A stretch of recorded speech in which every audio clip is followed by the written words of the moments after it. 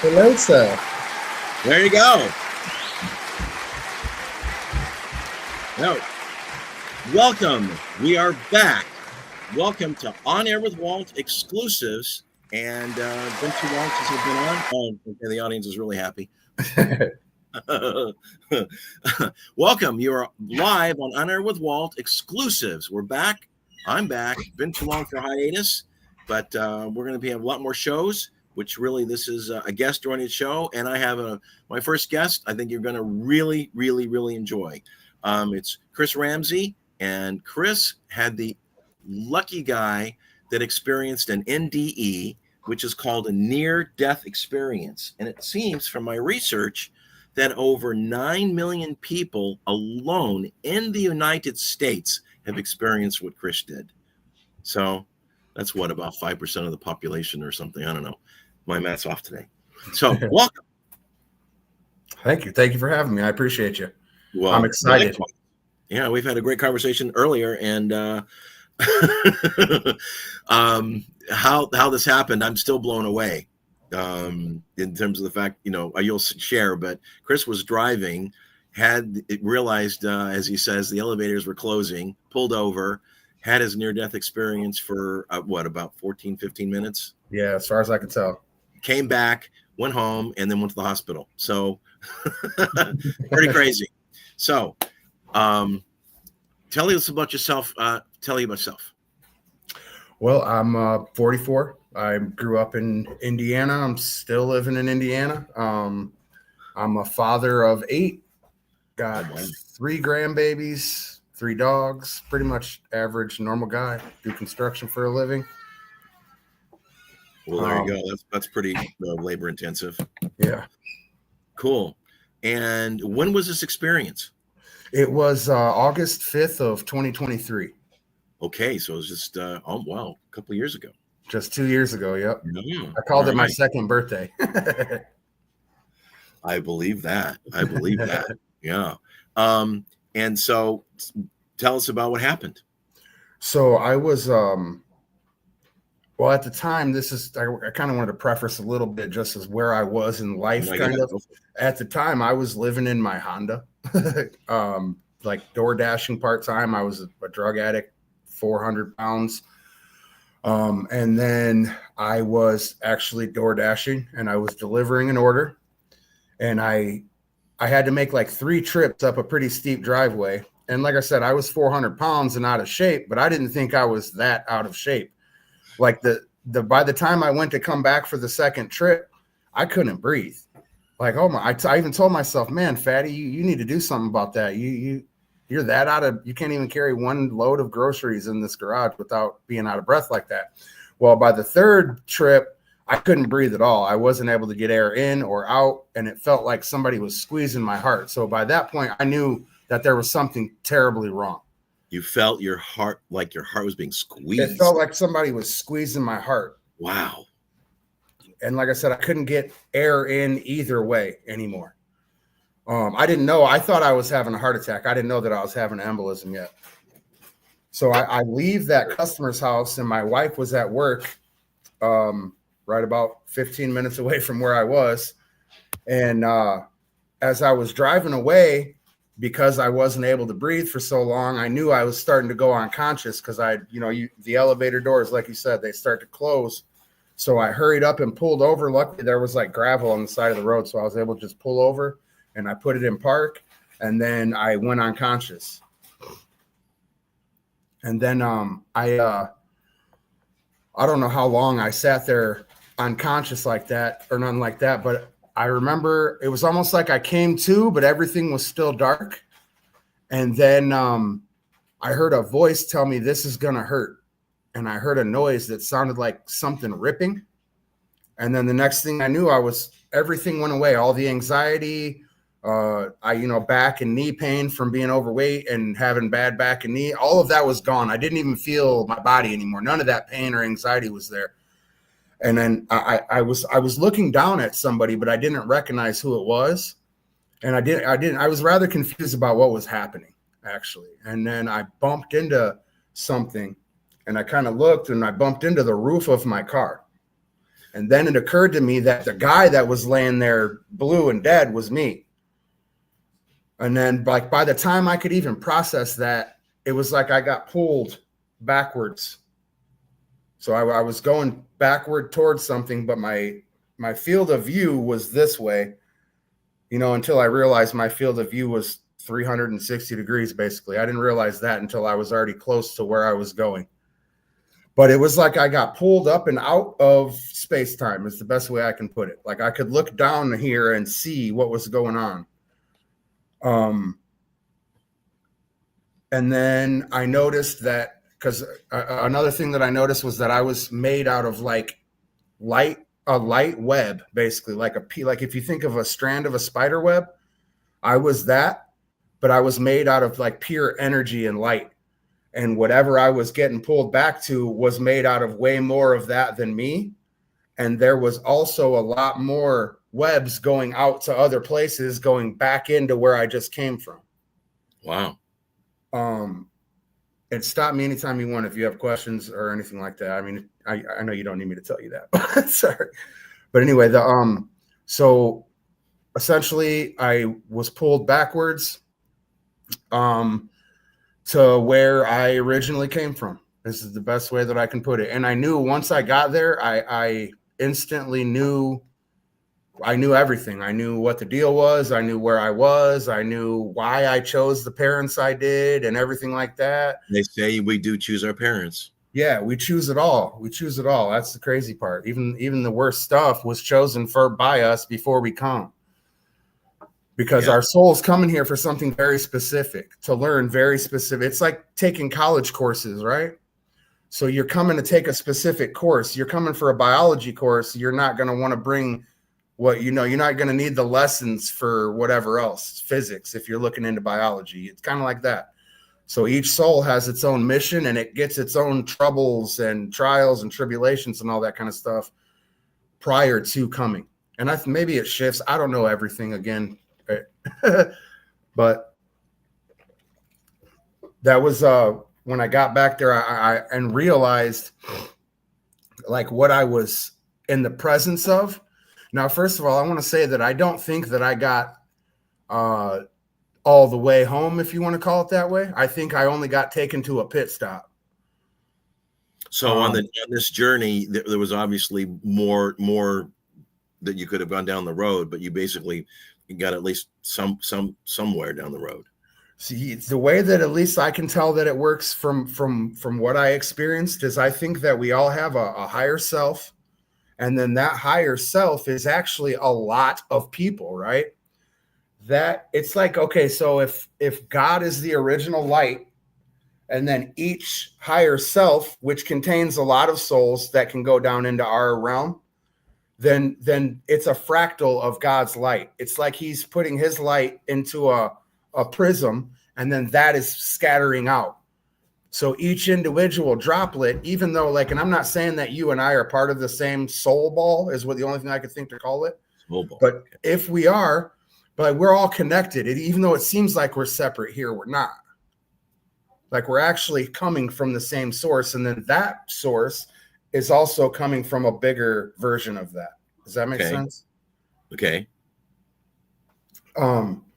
And that's what I realized, all those other spider webs that were going back out to all over the place and then back into where I came from, those are all either different versions of me or different versions or just versions of other people, but we're all coming from the same higher self.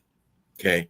So what I think my pit stop was my higher self. I don't think I got to experience everything that you experience when you go, because I wasn't staying.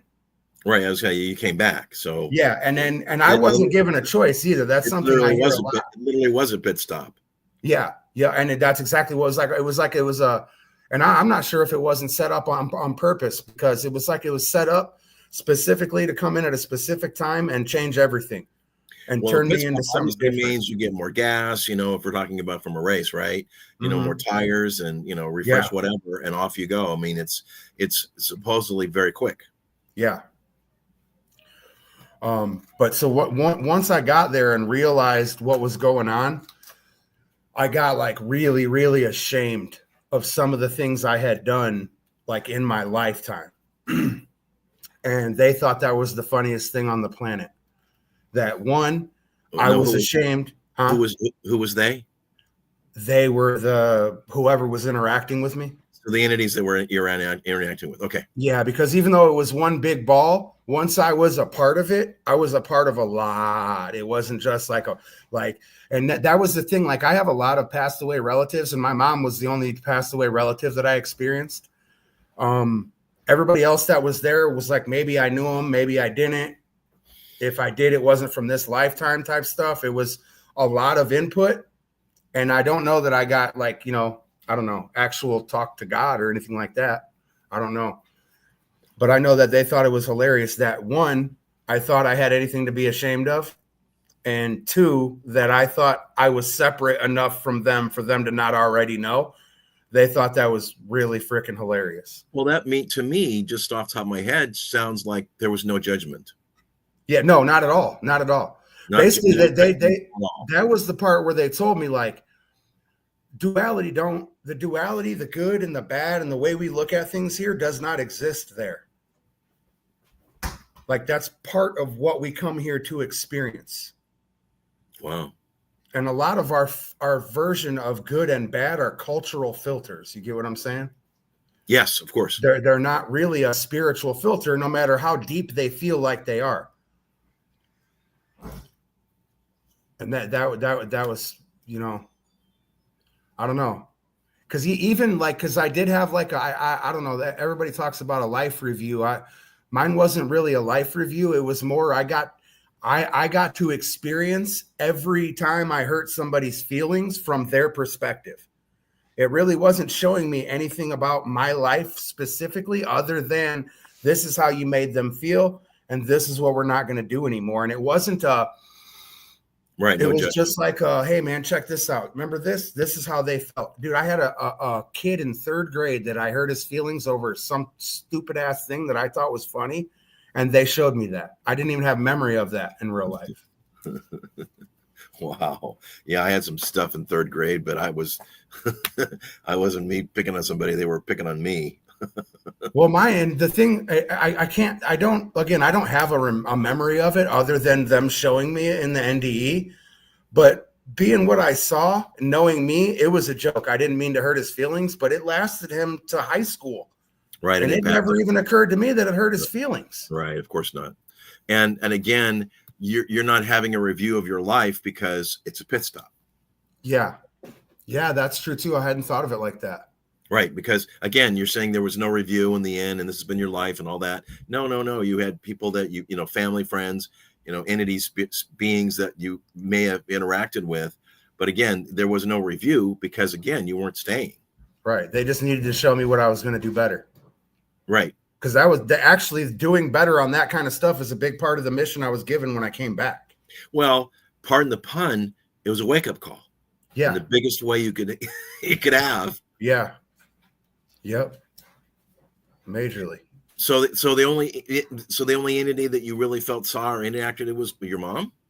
No, there was a lot of others. I'm sorry, I didn't hear that part. And then this guy that you picked on made a joke about way back.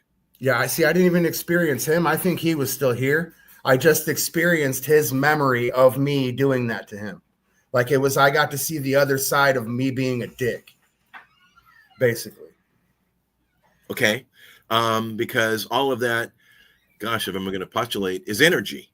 Yeah. Right. Yep. And that's what all of this is. Where you experience that energy. Yeah. Yep. Okay. But yeah, so I know that my mom was there, and there was some that surprised me, honestly, because I even asked, if duality doesn't exist, what happens to people that do horrible shit? And then one of those people that would pop in my mind right away was there with us in the ball. And then the other question I have, which I don't know if you have an answer for, and it's okay. The ultimate question for many is, what if I commit suicide? In other words, I intentionally end my life on my terms as opposed to living it out to the end. Well, so as far as I can tell, and some of this comes from what I experienced, And then some of it is just what I think since I've been back, what my intuition tells me. Right, your reflection. But again, the duality doesn't exist there. So how you come back? Okay, so I think that we get these pit stops, and sometimes it has to be like mine, where you have to physically go and be shown because the little ones ain't working. But I can use this as an example. I attempted that before when I was a teenager. Oh, wow. I put a pew in my mouth and pulled the trigger, and it clicked. And before I could get it off, pull the trigger a second time, my sister rushed in and grabbed it from me. Now, so you had expected a bullet in the chamber? There was a bullet in the chamber. It didn't go off. Oh, it didn't go off in this timeline. This is what I'm getting at. Oh, I think periods like that, it might possibly split off. I think maybe in one place, I left a 16-year-old corpse, and in another, the bullet didn't go off, and my sister saved me. So that was one time that I should. It was I don't know how to express it, but do you get what I'm saying? I do. So sure anytime that you've had a really close call, like there's no way I should not have survived that. You didn't. Right. I mean, in light of the fact that you expected a gun in the chamber, a bullet in the chamber, you anticipated it to do its thing, and it didn't. Now, were you able? And then you used the gun subsequent, right? So did you do anything different? Did you clean the gun or just try it again and it worked? Oh, no, it was my dad's gun. It was very well kept and shot regularly. I've never seen it not go off other than that time, to be honest with you. Wow. Okay. That's big. Thanks for that. So, and I think that happened with my embolism too. I think there's like multiple timelines and shit going on, and you can see that when you get out of it, you can see it all.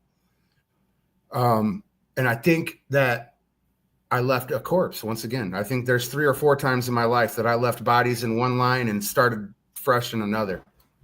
Gosh, carnage everywhere. Yeah. I think everybody's got those though, you know? Probably.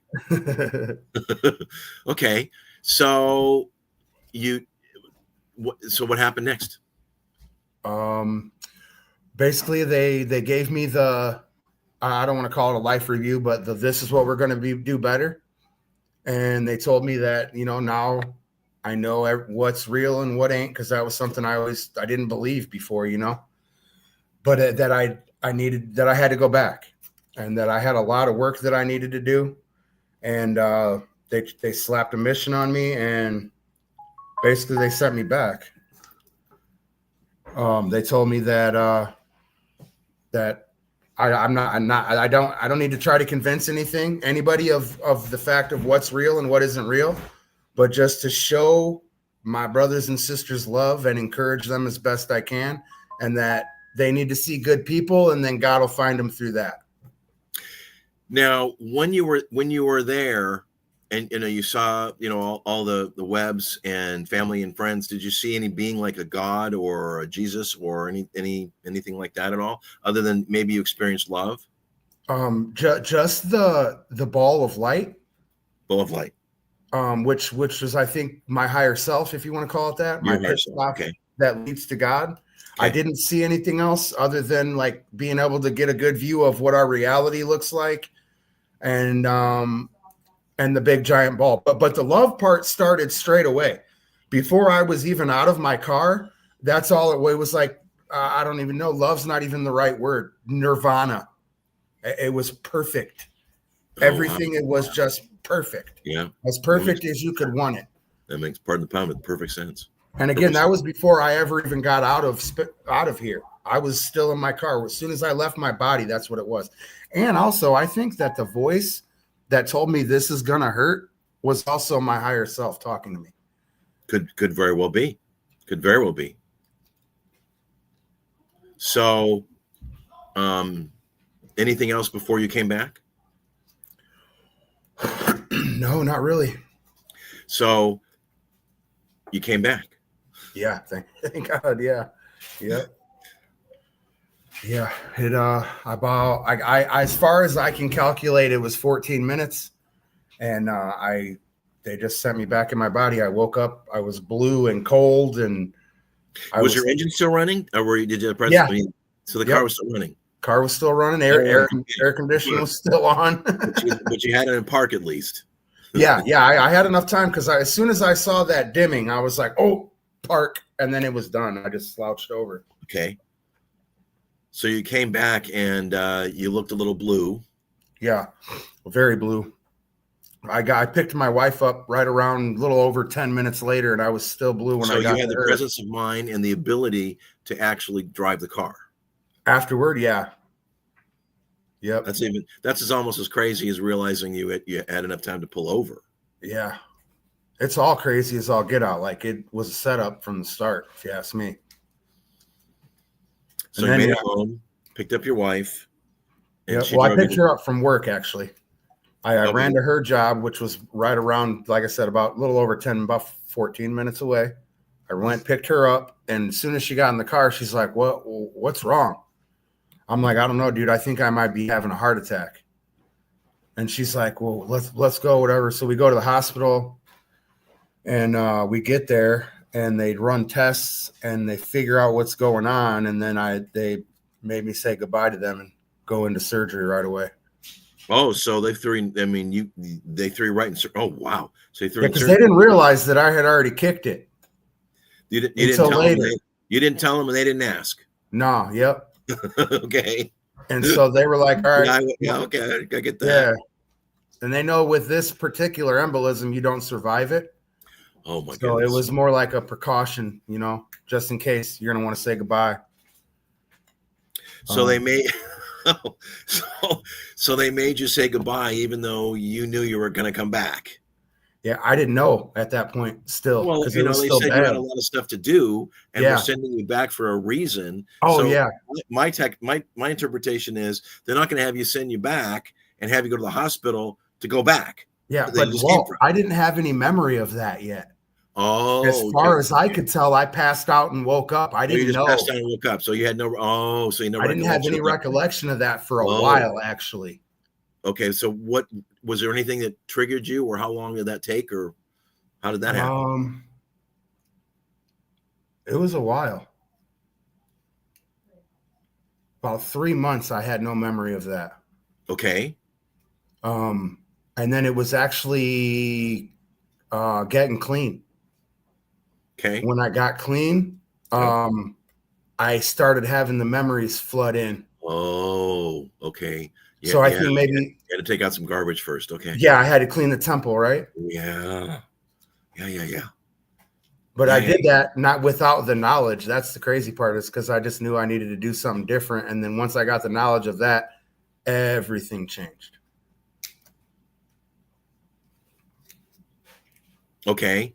So now you have a cleaner temple and everything changed. So walk me through that.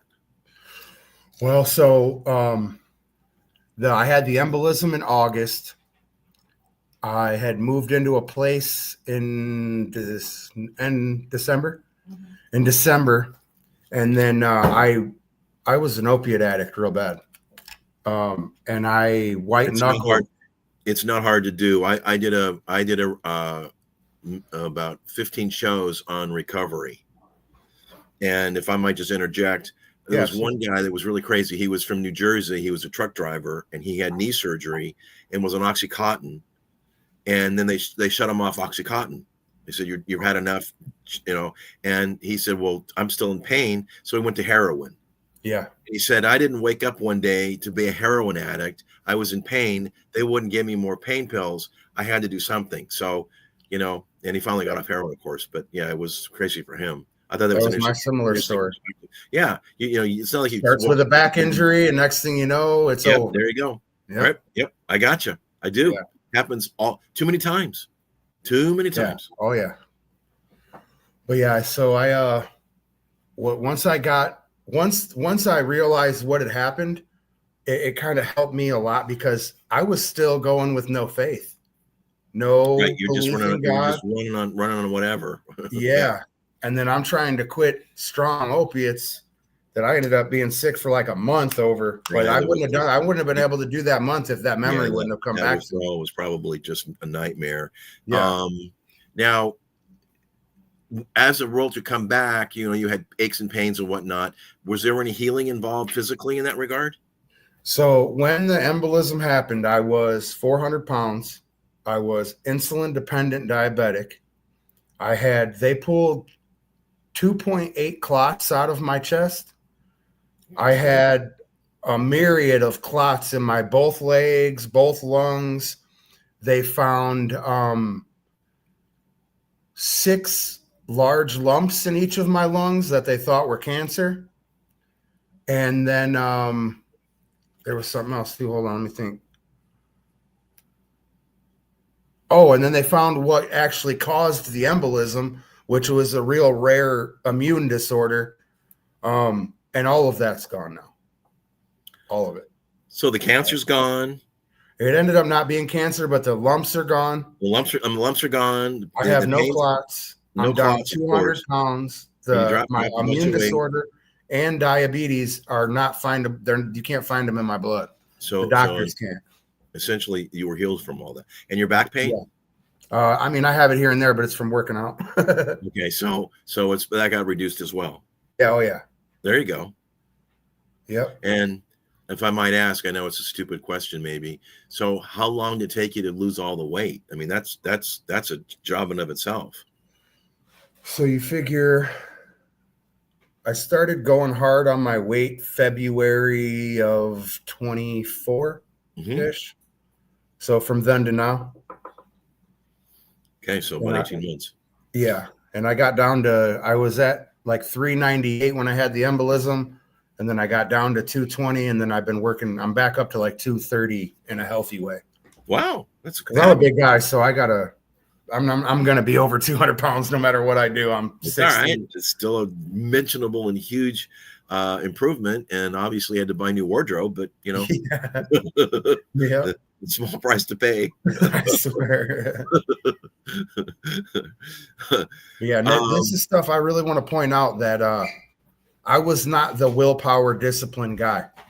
Clearly, I was 400 pounds and an addict with not even zero interest in changing, but no knowledge that I even could, Well, something else, no knowledge and no belief. I mean, you didn't believe exactly. Yeah, exactly. Yeah. But I know a few people, I'm going to start with myself. Like I had a real struggle with worrying that I hallucinated it. You know what I mean?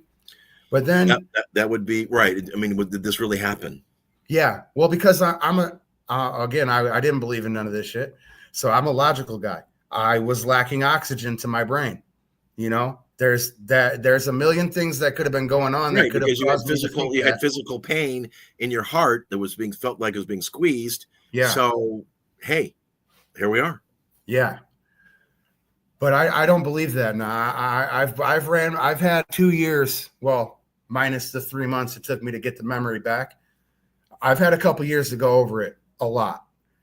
And my religious experience prior to this was the Catholic and Baptist Church. Okay. So understood. If it was a hallucination, I think my brain would have created a hallucination out of something familiar, not shit that I would have to completely make up. Because if I was going to describe a near-death experience prior to this, it would have involved Jesus and a city, and you know what I mean? Just because that was what my knowledge was. So in order for my brain to construct that, it would have constructed it from things I know, not things I have no idea about. Now, were there waves of energy you saw? When I was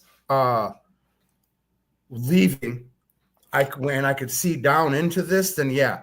That's what it is. That's what it looked like. It was like I always compare it to a river, but it's not like a river. It's just because you can see flow and movement because it's dynamic. If you can picture an assload of rivers made of radio waves, would that make sense? And they're stacked on top of each other like this. Frequency and vibration. That's all it is. That's frequency all it is. I was explaining this to Fibonacci, which is one of the biggest frequencies that there is around. I did a about 14 shows with a friend of mine who is what's called I'm going to do a little rabbit track. One of the larger technical analysts in the world. What he does is he looks at graphs of stocks and entities and can make forecasts of what is going to happen in the future. Like, for example, he forecast the crash of the market in 2008, 18 months ahead of time. I know exactly who you're talking about.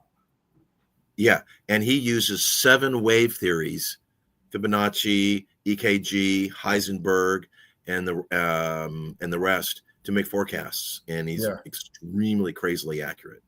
It's all vibration. Yep.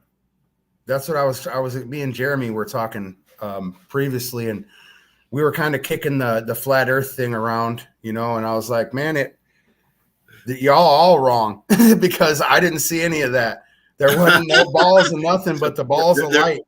There's no globes, there's no planets, there's no what flat. It is it boils down to the collective frequency of our consciousness, right? So if you believe one version, you're going to experience that version, right? Well, again, right. The glasses you look through is what you are seeing and believe of what you're seeing. Dude, right? That is a wonderful way to put it. That is a wonderful way to put it. And you got a prescription change. Yep. You got a new pair of glasses. That's it, dude. That's it. Yep. There you go. I know who would have thunk dying would be the best thing to ever happen to a guy. Oh, I believe it. I mean, it'll change anybody. I mean, after my wife, obviously. Well, of course. So what, to expand on that, elaborate on, because I'm curious, time and space. It looks like, I don't know. I don't want to call it a tube because it looks contained, but it looked like almost like white mist, I guess. But you can see the structure to it, but there's no structure to it. Does that make any sense? Yes. There's a flow and a movement, and you can tell. It's like, can you reach out and grab it, but you can't touch it? I was way higher than it. So you're above it. Okay. It almost looked like it was doing this. But it's all flowing this way and this way kind of flowing. And this way. Yeah. And it wasn't just one. There was a lot of those too. Yeah. Yeah. And it, I don't know. I don't know how else to put it other than it looked like you can tell. This is what I was saying too, like about how those, where you branch off times. I think that's where because you can see, even though it looks like mist, you can see that they're intersecting on top of each other. So I think maybe where they're crossing, like the waves are crossing, might be intersections of some of that happening. Again, that's or the word that comes to mind, don't know if it's accurate, layers.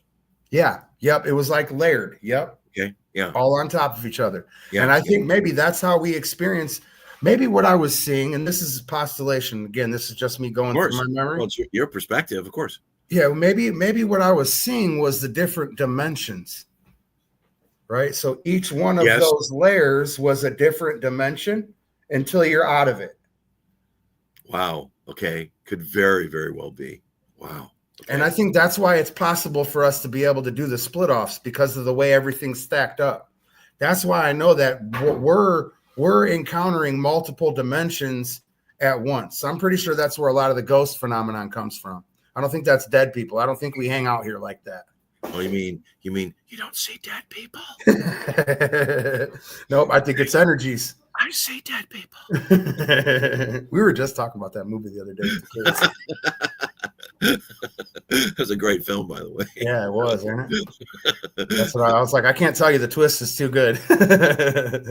Right. Well, I was going to explain that the producers were watching the premiere, and there was a certain scene that they thought people would figure it out toward the middle end. They didn't. And they realized they pulled it off, and it worked. Yeah, they did. It worked really good. That was like one of my favorite twists. It was a great movie. Yeah, he was in the hospital bed. Just perspective of that scene. Yeah. So, wow. Okay. So now you've kind of realized you went on this pit stop and obviously made changes in your life. So now what? I mean, how's it been going, and how's that journey been? At first it was tough, man. Sure. I think I might have Especially mentioned when you this. didn't have any incentive, that you didn't realize you went on the other side and came back. Well, honestly, it was harder once I had the memory of it. Really? Well, yeah, because for one thing, I didn't want to be here anymore. I remembered what it felt 'cause like to be there.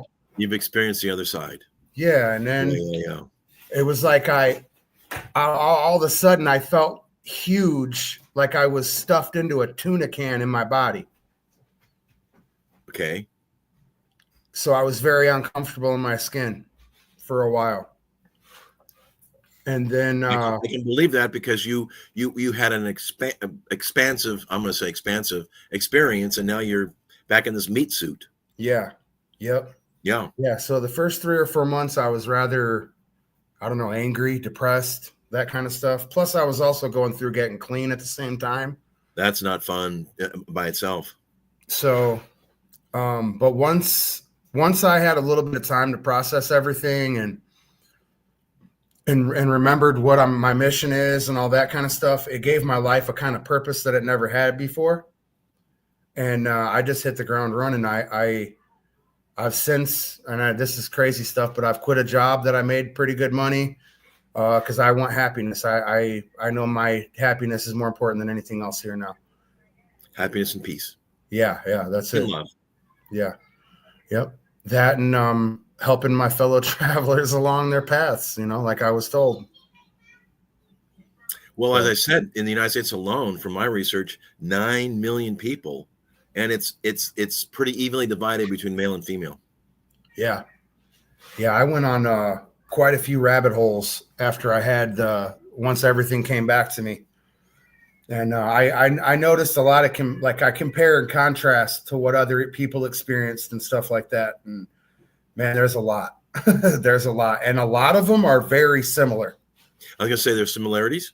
Yeah, there is a lot of similarities, but some of it I could see the programming, and I don't know if that's part of it or what. Like I've heard a few people talking that they saw Jesus and they saw the kingdom of heaven, or they saw an actual hell, and I didn't experience any of that. And I know a lot of stories I've heard didn't experience any of that. So I don't know if that has to do with, maybe it's just different for everybody, I'm not saying I don't believe them at all. Maybe it was just the Catholics. Yeah, right. I have nothing against Catholics. I went to Catholic school for a couple of years. Yeah, we're Italian, so my mom's whole side of the family. There you go. I'm not in particularly, but I don't judge. I always tell people, if it's a rock in your yard that brings you to God, I love it. I don't care who it is. Even if you were hit by it. Yeah. Sometimes you gotta be. Yeah, see, wake up calls are important. Yeah, you want to hear something funny? That you paid attention. Yeah, right.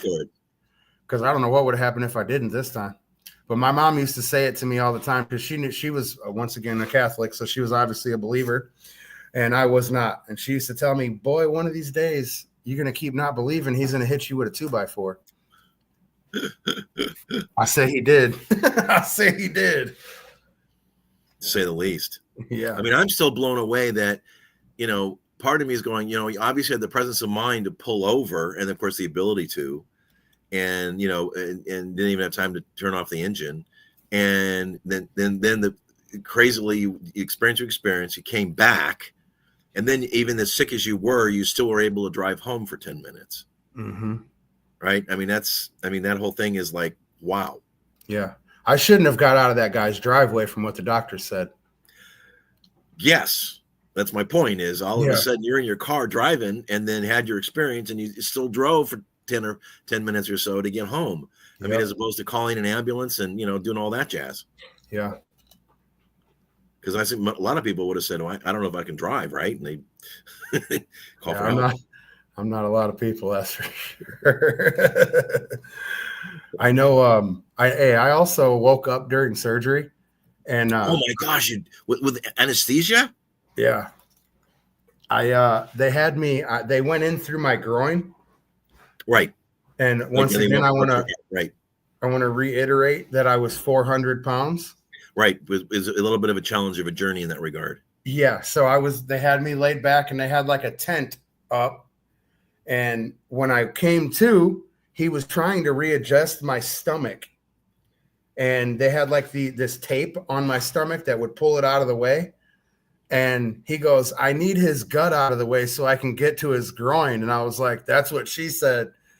And he looked around the curtain and he goes, you're dropping jokes during surgery? And he's like, give him some more. Knock this guy out. Obviously, he's a big guy. Need to give him more. But yeah, not too many people could say they hit him with a that's what she said during surgery. Oh, I love it. Oh, that's great. How long was the process? How long do you remember how long the procedure was? How long was I in surgery? Like a little over 2 hours. Yeah, a little longer than you were out in your experience. Yeah, definitely. Then I was in the hospital for a week. I didn't have any memory of that. Oh, really? Yeah. Wow. Yeah, I remember getting to the hospital. I remember picking my wife up and then going to the hospital and them taking me back for surgery and then waking up and making a joke. And then that was my last memory for a week. When we left the hospital, I thought I had only been there for one day, and I was like mad at people for not coming to see me, and everybody had come to see me and everything else. Mm-hmm. Yeah, they saw you, but you didn't see them. Yeah. So do you have any, I mean, from your experience, do you have any perspective on like past, present, or future in terms of like the timeline of life? It all happens at once. Oh, okay. I don't know how to make that make sense, but it's all happening at once. Same thing with, we'll just call it the smoke tube, and you'll know what I'm talking about, correct? Well, you mentioned mist before. Yeah, well, I was just trying to find an easier way so I don't keep calling it space-time and stuff like that. Yeah. But I think within that tube, it's all combined. It's all combined there. Well, that implies it's all connected. Yeah. Yeah. Yep. And what about good versus evil? I mean, is that's all in there and that mix and connected as well?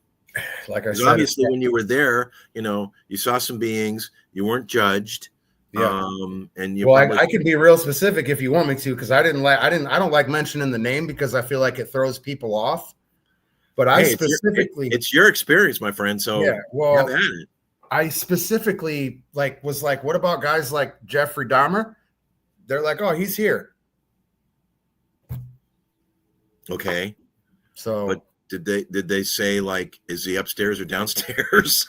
Well, there is no upstairs or downstairs. All that stuff that we look at as good and bad, they don't look at it as good and bad. The bad teaches lessons, right? And yes. I don't know what. And this is why I don't really get into this part of it, because people are going to be like, well, he was a serial killer. Because I'm going to use Dahmer as a specific example. Gary J. Dahmer was the one they gave me. Was a very charismatic guy, and found all the boys he did buried in his backyard. Mm-hmm. Yeah. Well, no, Dahmer was the guy that was eating them in Milwaukee, in the apartment. He was the refrigerator. You're thinking, I think Gacy, right?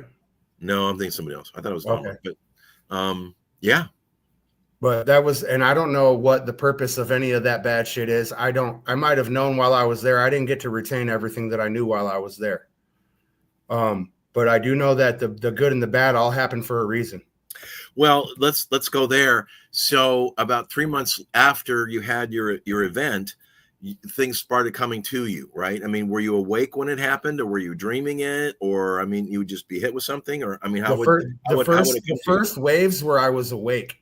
Okay. I started getting flashes of me looking down at my body, and then the full experience kind of came in like a series of dreams. Yeah, I was gonna say, there's got to be some dream stuff in there somewhere. Mm-hmm. Yeah. And you actually, but I was getting it both. I was getting flashes while I was awake, and then getting more immersive experience in a dream. Right. So the more you remembered, you remembered more. Yeah. Yep. Yeah. That's exactly it too. Yeah, that makes sense. So, so now that 2 years later or so, and the aftermath, what are you doing now that's different? And tell me about how you're helping people. Well, I have started basically the main way I'm trying to help people right now is like volunteering at the VA, doing a lot through my social media platforms because I don't really have a lot of social life and stuff like that. Of course. So I do it mostly through TikTok. Share your social media, because I heard that our producer Jeremy found you. You have 10,000 subscribers on your TikTok.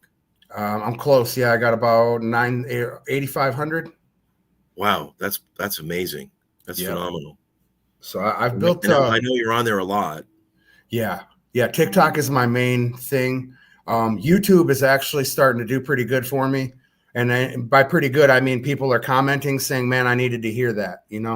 Well, this is on YouTube. This is live on YouTube right now. Oh, nice. Yeah. So I'm just steady building on the platforms, and I make sure I post videos every day, try to give positive tips and things to try to help people out, maybe brighten up your day. I do live streams for the same reason. And I'm just steady building it and trying to get a brand and get everything figured out in terms of helping on a larger scale. So what is your TikTok site? It's the Critter Bear, same as what's right here. The Critter Bear. Okay. Yep. That's TikTok and YouTube are the Critter Bear. The Critter Bear. Okay. And then Facebook is my my real name. I believe Instagram too. Okay. That'd be Chris or Christopher Ramsey? Christopher Ramsey. Christopher Ramsey. Okay. Yep. All right. That's fabulous. So do you have any success stories? In terms of since I've been back? Yes. Just everything that I've already said. Lost a boatload of weight, changed everything, the way I eat and everything like that, changed the way I interact with the world, my family, everything like that. And I am about 1 million times happier than I've ever been in my other years that I've been here. And I call that success for sure. That's definitely. I've got a handful of people that, as far as they tell me, I've helped them to get sober. So that's success. That's wonderful. I get a couple messages a week probably saying, "Man, thanks for posting that. I needed that." There's my success. So yeah, I'm successful, I would say, at least for me. Well, that's what counts. And I'm sure it's not easy juggling the where you were, the experience you had, and and now where you are, kind of like two different worlds. But I think that's one of the harder things that I still deal with, like, I don't know, even knowing that as far as they told me that duality doesn't exist, the bad still hurts me really bad. Well, I follow you because that we're ingrained in that from day one, right? Yeah, and that's a that's a big one. Yeah. And did you ever feel guilty, like, why me? Or do you ever have any questions of that resort? I was gone, I came back. Why me? Yeah, I do quite a bit, especially because not believing for so long. Like there's a saying I just learned recently that I feel like it would encompass this pretty well. And it actually does. It helps me with that feeling that I'm not deserving. And it's that God can take somebody or nobody and make them a somebody in front of everybody without asking anybody. Ooh. That's rich. Say it again. So it's God can take a nobody, turn them into somebody in front of everybody without asking permission from anybody. Whoa. Wow. And I think that there was a reason that I went my whole life with that distance and not believing, was because if I believed, I wouldn't have done the shit I needed to become who I was, which was, whatever, name it, being a drug addict, starting drinking at 8 years old, blah, blah, blah. The million things I did that put me in the position I was to be who I am now, that all of it might have looked shitty from the outside and probably felt shitty from the inside, but it was all leading somewhere. I was the type, like, a guy like me could have reached me, a tatted up ex-heathen that's been through it too. But a cop, judge, or a lawyer, some crap like that, a priest, was never going to get to me ever. No, it's not going to happen. So I can reach people they can't. I think. And I think that was the whole purpose of all the separation. Well, I agree with you, but you have to understand, Chris, you've been saved twice, right? First time with a gun. The second time when you had your aneurysm. Mm-hmm. Yeah, you've been saved twice. First time didn't take. And it's actually 3 times, Walt. Oh, wow. Okay. Also saved another time by my sister. Okay, tell me about that one. So this is when I was like early 20s. I attempted. Well, this was after the gun, right? Yeah. Gun incident, and obviously before your near-death experience. Yeah. Wow. Yeah. Okay. I can just talk freely on here, right? I don't have to worry about what I'm saying. Okay. Absolutely. So I made a real strong attempt to overdose on Xanax. I took 60 Xanax with a pint of vodka and about 4 beers before I passed out. Wow. And the girl that I was dating at the time found me unresponsive, and my sister came and made me throw up. And I threw up a whole bunch of pills and survived somehow. So nobody called an ambulance or emergency. It was all, once again, it was all by yourself. Well, 3 actually.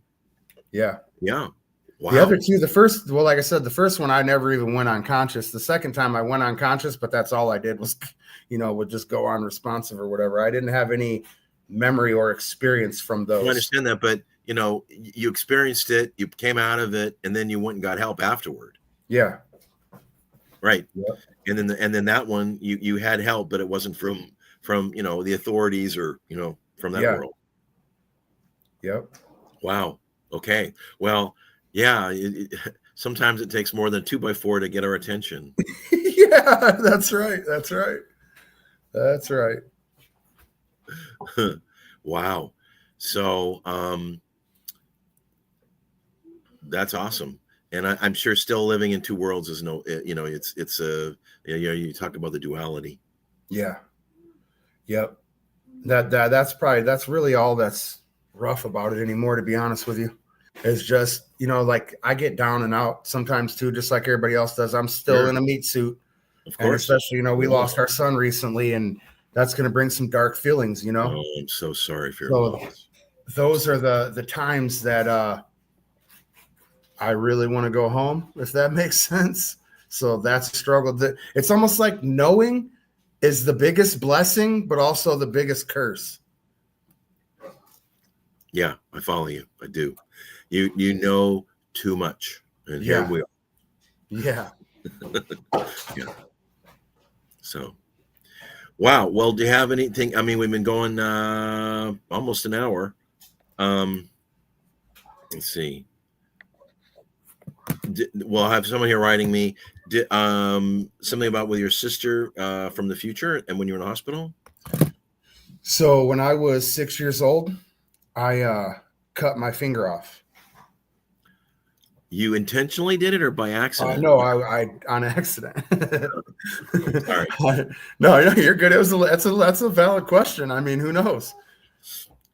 But no, I dropped weight on it, lifting weights with my dad.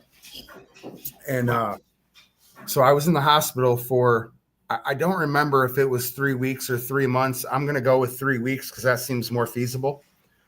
But it was 3 something and it was long and I was away from my family.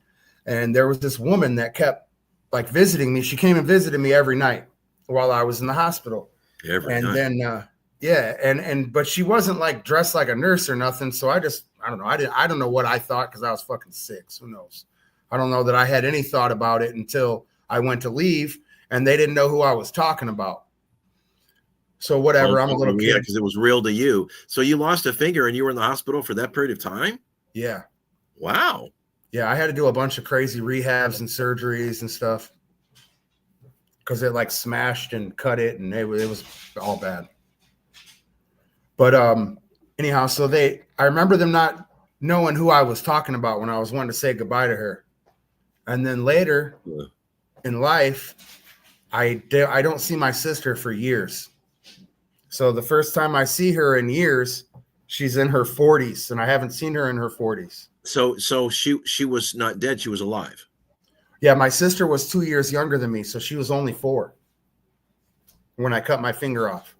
But the woman that was visiting me in the hospital was older. I believe it might have been her now, a version of her. Because when I seen her, for the first time in some years in her 40s, I was like, oh my God, that's that lady. Like right away, I knew her. And I don't know. So maybe I am, once again, I'm a logical guy. So of course that could be just me imprinting my sister's adult 40-year-old face onto an old memory. But man, it don't feel like that. Well, no, that's tough to do for you for as young as you were. That's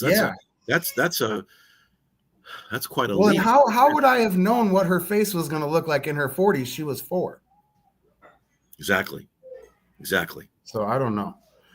I don't know. Maybe it was a projection of her because she was worried so much, you know? Could have been. She was sending you, thinking about you and sending you love and, whatnot, even though she was young. She could still do that. Just tell him to take the car. Sorry, Will. But anyway, yeah, I think so. I think somebody said it to me like this, like if she would have came in her 4-year-old version, it would have scared you because you would have known who she was. But she wanted to check on you. So she came in a form of consciousness that was not going to freak you out. It did later. Yeah, it definitely did later. It definitely did, dude. We left and I told my wife, like, oh my Lord, babe. I'm like, I think that woman might have been Brandy. And obviously she has no recollection or no. I haven't even brought it up to her. Oh, well, I said, we didn't talk for some years, so I'm not trying to blow it up. I try to get back on track first before I go asking those. Well, maybe you can send her the show and she can figure it out on her own. She might be watching it for all I know. I got her on Facebook. There you go. Sure. Wow. Okay, there you go. Cool. Yeah, I do intend on asking her because I would like to know. Maybe she remembers a dream or something and that coincides. I don't know. We'll see. We'll see how it progresses. Well, we'll look forward to more then. So, hey, really, it's been a thrill to talk to you. And I know a lot of people are going to enjoy this interview. And, near-death experience is amazing. And I didn't realize, it happens a lot. Yeah. And you come back. It's like, wow, our body has a real amazing ability, I think, sometimes to heal. Yeah. Yep. I also think we're here on missions and purposes. And we're going to get those complete no matter what. Even if we got to repeat the class. Yes, you're gonna go back and get until we get it right. Yep. Right. That's the scary part, but yep. Yeah, well, back to back to what you asked earlier about the unaliving yourself. I think that's what it is. It's a reset if you do that, and you're just going to come back to crappier circumstances. Oh, you think if you come back, the chances are you're not going to be in as good a circumstance you were when you from the previous. I believe that. I believe so. I believe that when we level up, when we level change, it's going to go up and down compared to how we were and what happened and what we were doing. That's interesting. Okay. And again, that's postulation. That's not anything I. No. I understand. Yeah. No.